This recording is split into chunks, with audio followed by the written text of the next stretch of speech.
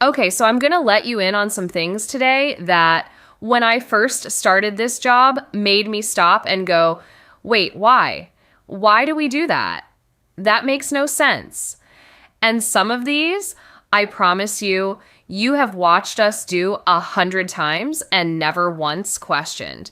You just thought, oh, that's a flight attendant thing. But there's a reason behind every single one, and some of the reasons are so weird or honestly a little bit dark that most people would never guess them in a million years. And the last one on this list, the last one, I still get people who flat out refuse to believe we do it. They think I'm making it up. I'm not. Stick around to the end for that one because it's the strangest thing we do on every single flight, and you're sitting right there while it happens. My name's Jill, and this is the channel where I tell you the stuff we never say into the microphone, the little behind the curtain things. And today, it's 10 rules we have to follow that make absolutely no sense until they do. Do me one quick favor before we take off. Tap that like button and tell me down in the comments if you've ever noticed us doing any of these. I read every single one, and it really does help this little channel get in front of more people. Okay? Okay. Wheels up. Number 1. And this is the one that made my jaw drop when I found out back when I was brand new. We don't get paid for boarding. I'm serious.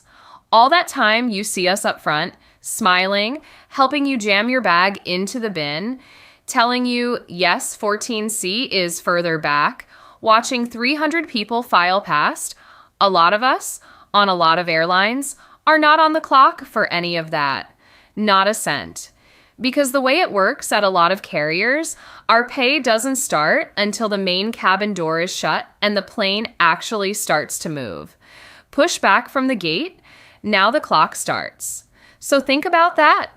Every delay on the ground, every person taking forever to find their seat, every "can you help me lift this?"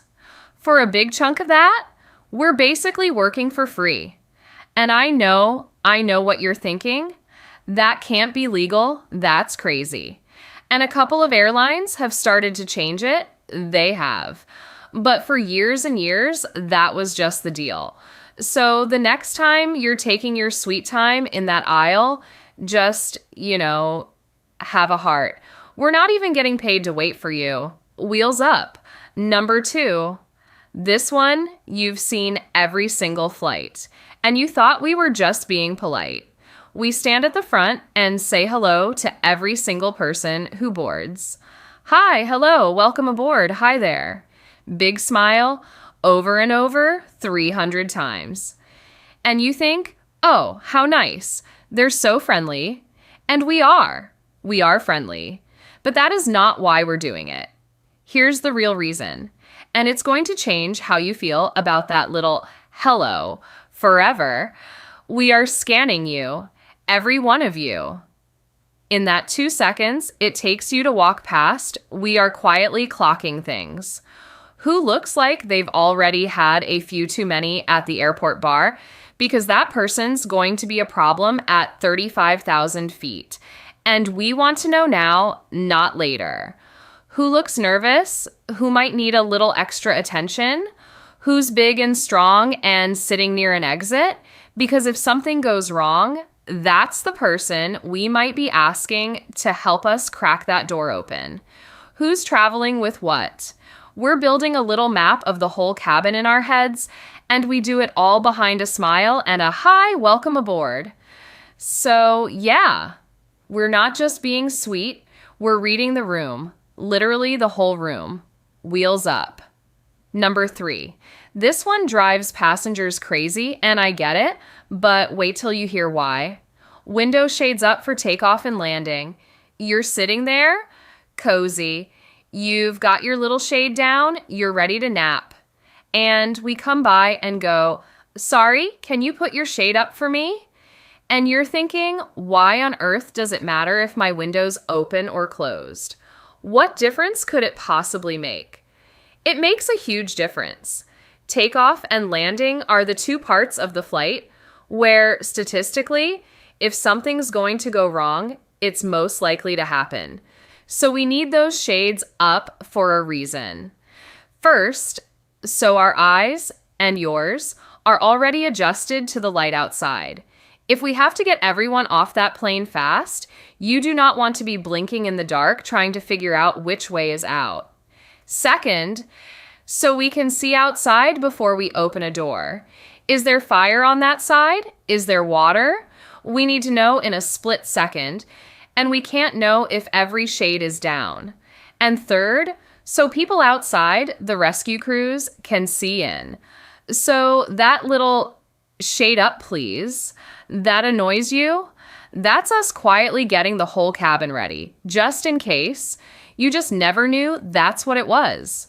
Wheels up. Number 4. This one's a rule about us, and it's genuinely bizarre. On a lot of airlines, we are not allowed to eat in public while we're in uniform. So picture it. We've got a 4-hour sit between flights, we're starving, and we cannot just grab a sandwich and eat it at the gate like a normal human being. Nope. Because someone, somewhere, decided that a flight attendant eating a burrito in uniform ruins the professional image. I'm not kidding. So we have to go hide in a crew lounge or find some corner just to eat a granola bar. And I understand the idea, sort of. They want us looking crisp and polished and in control at all times.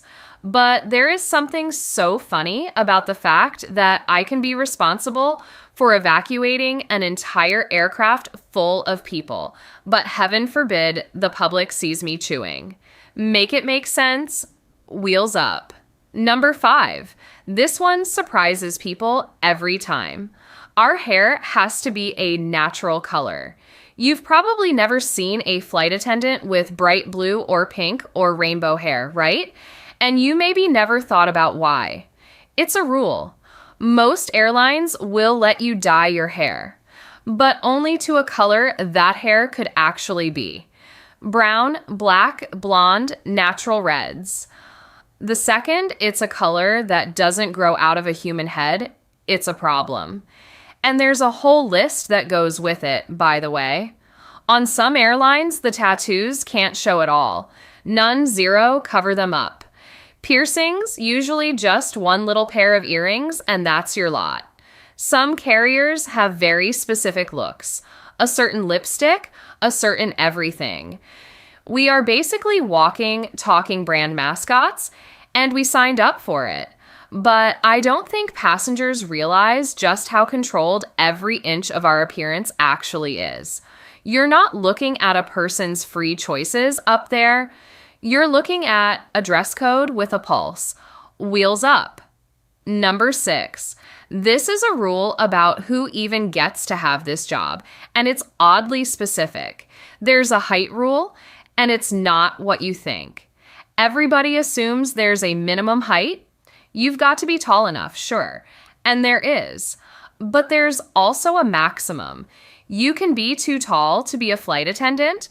On a lot of airlines, you've got to fit inside a window. Somewhere around 5 foot up to about 6'3", 6'4", depends on the carrier. And here's the part that actually makes sense once you hear it. It's really about reach. You have to be able to reach up to a certain height because everything that keeps you alive on that plane, the emergency equipment, the safety gear, it's all stored up in those overhead compartments. If I can't reach it, I can't get to it in an emergency, and then what's the point of me?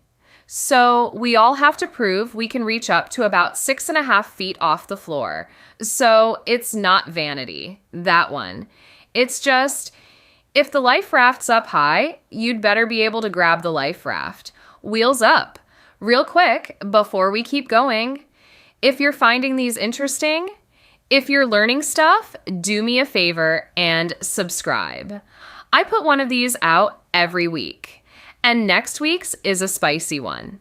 It's the things you do in the first few seconds of boarding that tell me your whole personality, and some of you are not going to like what I say.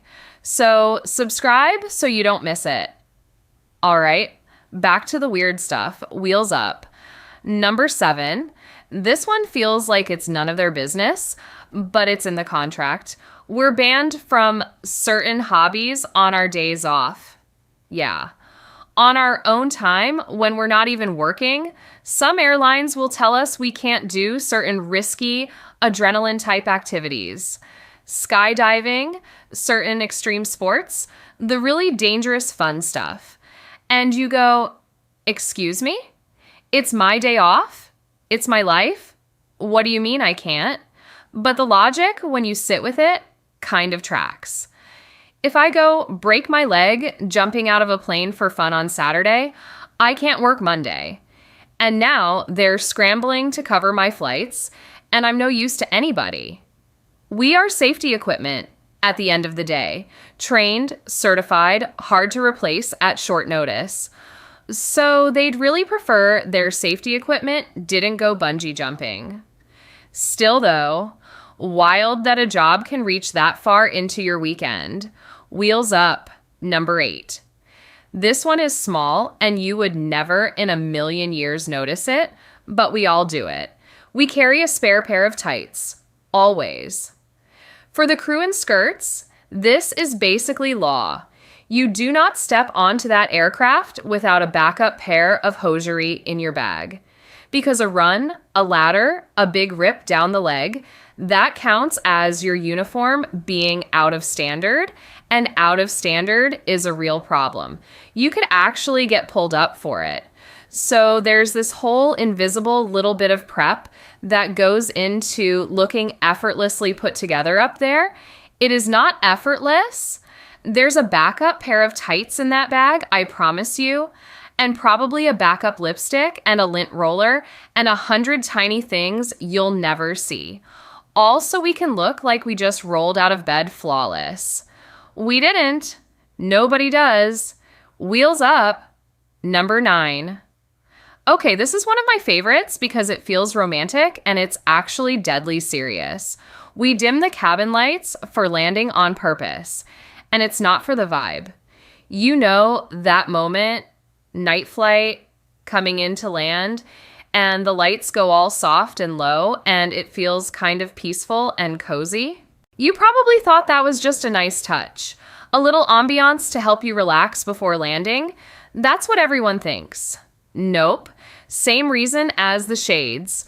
We're dimming those lights so your eyes adjust to the dark before we land. Because if the worst happens the second we touch down and we have to get everybody out into a dark night, you do not have time to sit there while your eyes slowly adjust from a bright cabin. Those precious seconds could cost you. So we do it ahead of time. We dim the lights so that if it all goes wrong, your eyes are already ready, and you can see the path to the exit right away. So that cozy, peaceful, dim the lights moment you love, that's us quietly preparing for the worst night of your life and hoping it never comes. Kind of changes it, doesn't it? Wheels up. And number 10, the one I told you about at the start, the one people refuse to believe. Have you ever noticed us sitting on our jump seats for takeoff and landing, kind of upright, hands tucked under our thighs, palms down, just sitting really still, looking a bit like we're frozen? There's a name for that. It's called the brace position for crew, and sitting on our hands, staying rigid like that.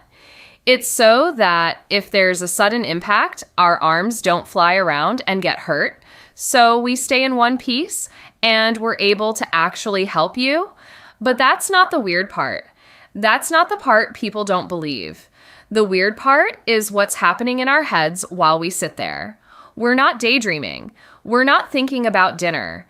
Every single takeoff, every single landing, we are silently running through the emergency in our minds. It's called the silent review or the 30-second review. And we go through it quietly, to ourselves every time. Where are my exits? That one and that one. What's my command if this goes wrong? I'll be shouting, release seatbelts, come this way, leave everything. Who are my helpers? Oh, right, that strong guy in 12C I clocked at the door. Where's the nearest equipment? What do I do in the first 5 seconds if we hit hard? Every single flight. While you're staring out the window or scrolling one last time before airplane mode, the calm, smiling person in the jump seat across from you is quietly rehearsing how to save your life just in case. And then we land, it's fine, it's always fine, and we stand up and go, bye-bye, thanks, have a great day, like nothing happened. That's the one people don't believe. But now you know. Next time you fly, look at us on takeoff, sitting still, hands tucked, staring at nothing. We're not spacing out. We're running the whole thing in our heads, hoping we never need it. So there you go, 10 rules that made no sense to me either until somebody explained them. Tell me down in the comments which one got you. Which one did you have no idea about? I'm betting it's the last one. And if you actually noticed us doing the silent review before without knowing what it was, tell me, because that means you're paying attention and I love you for it. Hit like if you learned something. Subscribe for next week, the first few seconds one. Remember, it's coming and you are not ready. I'm Jill. That's the diary for today. I'll see you on the next flight. Take care of yourselves.